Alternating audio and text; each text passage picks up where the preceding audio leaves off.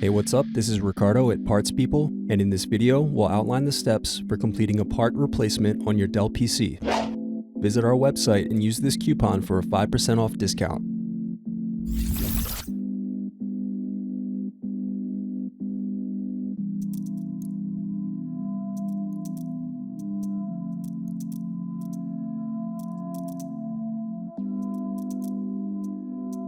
Unscrew, then remove access door.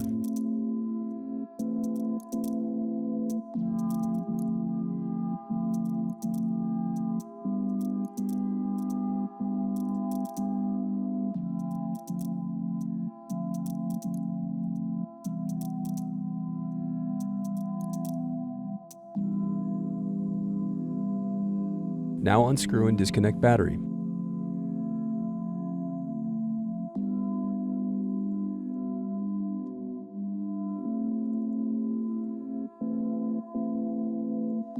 Now disconnect and remove speakers.